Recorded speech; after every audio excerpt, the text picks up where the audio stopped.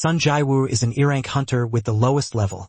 A person's abilities usually do not improve after awakening. However, Jinwoo receives a system that allows him to level up as if he were playing a game. As a result, Jinwoo can continuously grow stronger, eventually gaining the ability to control shadow soldiers from every monster he has defeated. One day, his younger sister reminds Jinwoo that today is a parent-teacher meeting. Jinwoo, who almost forgot about the meeting, quickly gets up and heads to her school. Upon arriving at the school, Jaina wonders if he is really her brother, as his appearance has drastically changed since the last time he came to school. Because of his striking looks, Jinwoo even becomes the center of attention. Since her brother doesn't have a girlfriend yet, Jaina even considers introducing him to someone. When he meets with the teacher, Jinwoo is told that his sister is smart and kind, setting a good example for her classmates. As a result, the teachers hold her in high regard. After discussing Jaina's progress, the teacher asks Jinwoo to help deal with a problematic student, Han Songi, a hunter who had previously participated in a raid with her team. Jinwoo doesn't really care about what the teacher says. Songi insists that she won't return to school, even though she's only E-rank, and she won't give up on being a hunter. But Jinwoo didn't come to tell her to quit.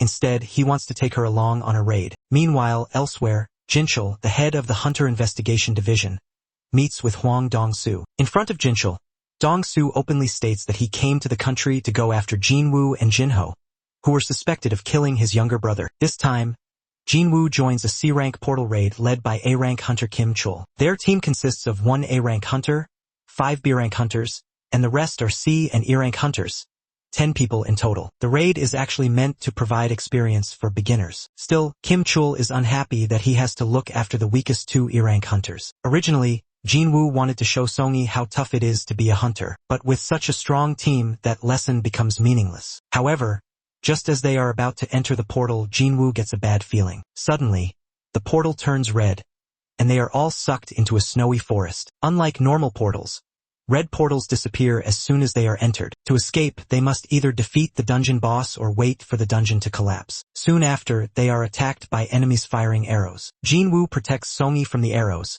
while another team member dies from failing to dodge. Kim Chul then informs everyone that this dungeon is at least B-rank difficulty, and to survive, they must follow his orders. Since he can't lead everyone, he decides to split the team into 2 groups. Kim Chul picks the stronger hunters for his team, while the weaker ones are told to form a separate group. Realizing that Jinwoo is stronger than he looks, one of the members requests to switch to Jinwoo's team, guessing he might be a rank or higher but is hiding it. Kim Chul's team sets off, while Jinwoo leads the others into the forest. Not long after, Kim Chul's group is surrounded by polar bears. As a high-ranking tank, Kim Chul is able to fend them off and defeat them with his weapon.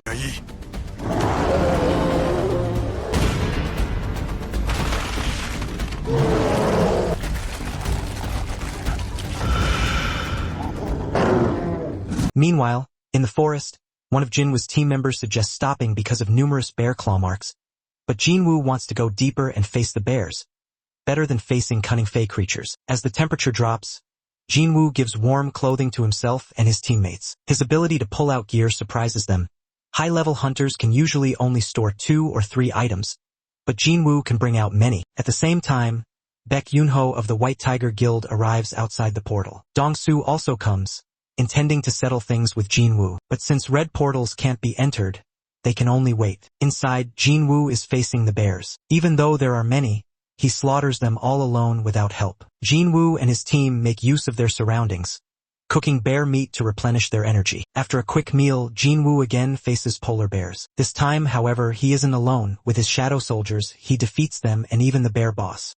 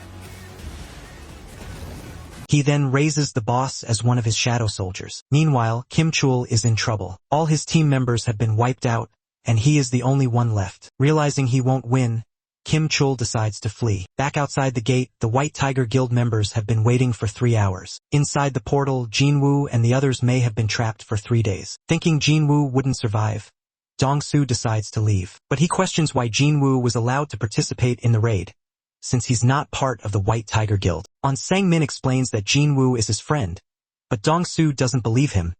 Sang-min rarely associates with regular people. As the leader of White Tiger, Baek Yunho can't let his member be bullied. He quickly steps in to defend his ally, even if it means fighting Dong-soo. Fortunately, Jinchul of the Hunter Association steps in to stop them. Jinchul doesn't understand what Dong-soo suspects about Jinwoo. He insists that Jinwoo is indeed E-rank, and that this was confirmed about 2 months ago. Also, his team verified that Dong-soo's brother was killed by demonic beasts. Inside the dungeon, Kim Chul starts to feel cold. If he had food and gear, he might last longer. When he sees Jinwoo's group gathered in a tent, Kim Chul becomes furious, accusing them of hiding supplies while the other team died. He threatens to attack them, but Jinwoo quickly stops him and pushes him away from his teammates. From the moment Kim Chul arrived, Jinwoo sensed that an army of Ice Fae was following. He tells them to drop their disguise, knowing they can't hide their powerful aura. Revealing himself, the Ice Fae boss says that among this trash, there is someone useful. Jinwoo understands their language and can speak it,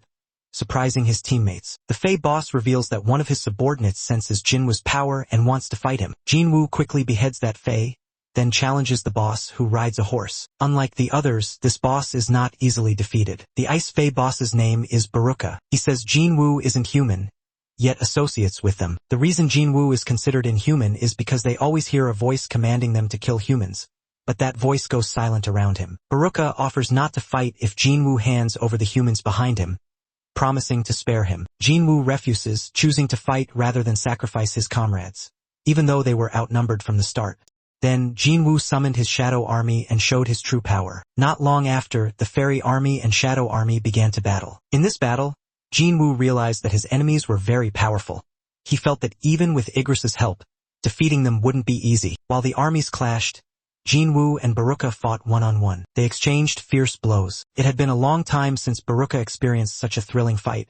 He was genuinely excited because his opponent was so strong. Secretly, Jinwoo launched his signature attack, causing a massive explosion that even woke up Kim. Baruka still managed to hold on. Meanwhile, Kim tried to stab Jinwoo from behind while he was focused on Baruka, but Igris swiftly eliminated Kim with his sword. Afterward, Jinwoo revived Kim as a shadow soldier and named him Iron. Jinwoo then sent Iron to fight Baruka. Although Iron was strong, he couldn't match Baruka's speed. His slow movements made it easy for Baruka to dodge. Meanwhile, Song-yi and the others hid in a safe spot, having never seen anything like this.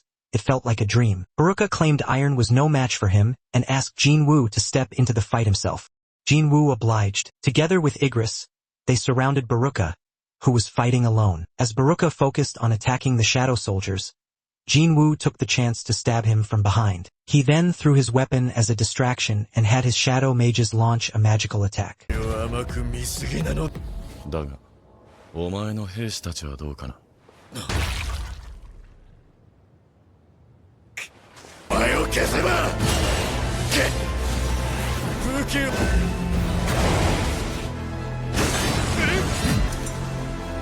アイアン。よ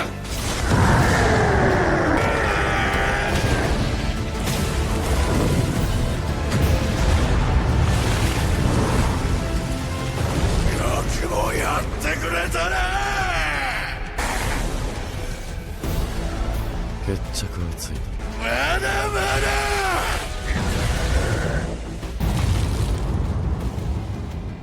With this, victory was within reach. When Baruka could no longer move, Jinwoo ordered Iron to finish him off. Even after defeating the enemy, Iron couldn't calm down.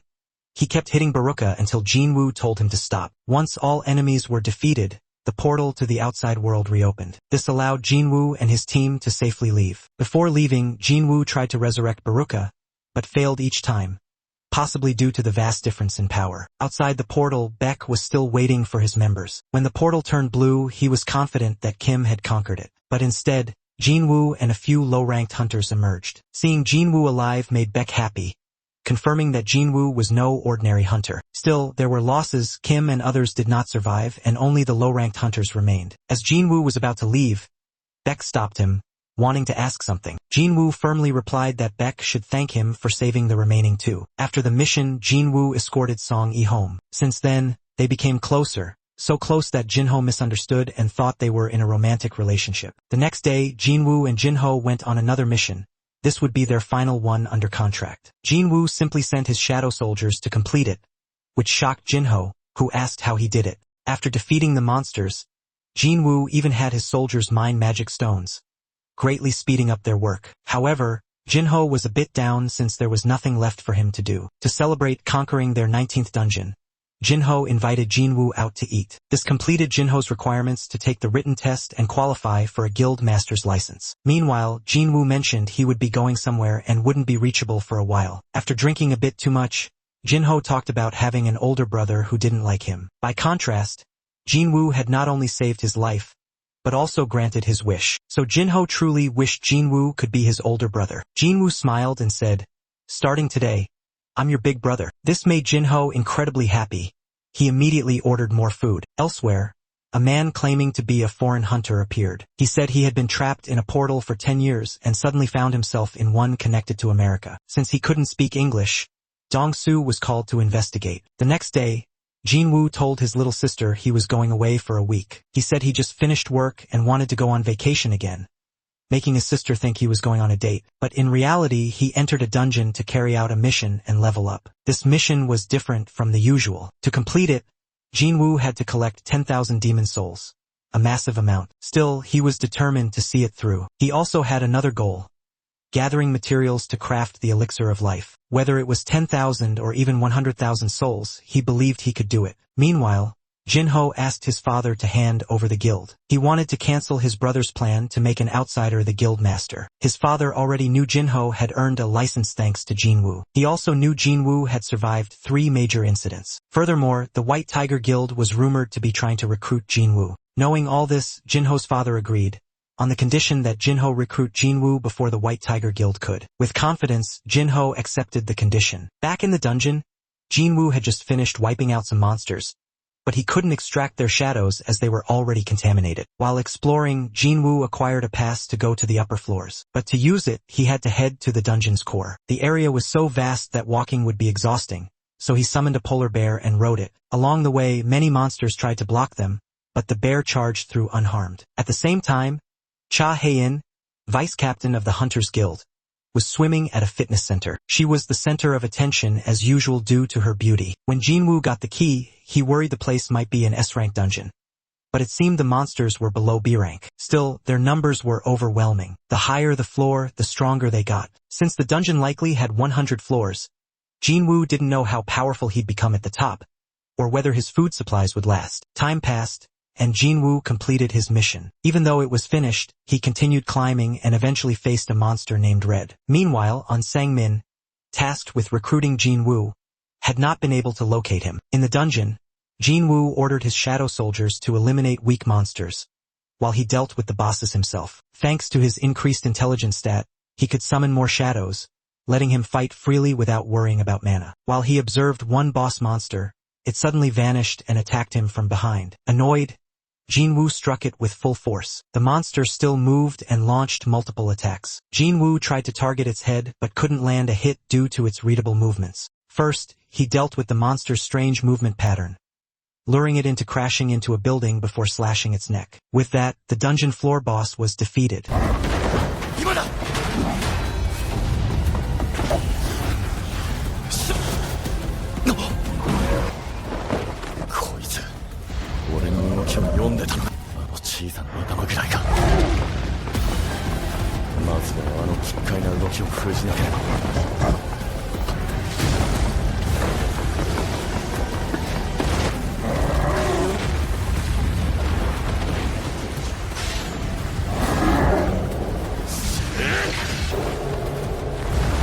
Elsewhere, Dong-soo was interrogating the man from earlier. He said his name was Sung Il-hwan and claimed he had a wife and 2 children, one of them named Jinwoo. Hearing this irritated Dong-soo, who tried to provoke him by saying his son was already dead. But the man easily defeated him and escaped. Jinwoo had reached the 75th floor. From that point on, the battles started becoming one-sided. His overwhelming aura made the monsters afraid and choose to hide from him. After days of exploring the Demon Castle dungeon, Jinwoo finally managed to gather 2 of the 3 ingredients needed to make the elixir of life. The only one left was the purified blood of the Demon King. To obtain it, he needed to prepare himself thoroughly in order to enter a high-level dungeon. He decided to stop pretending to be a weak hunter and reassess his hunter level.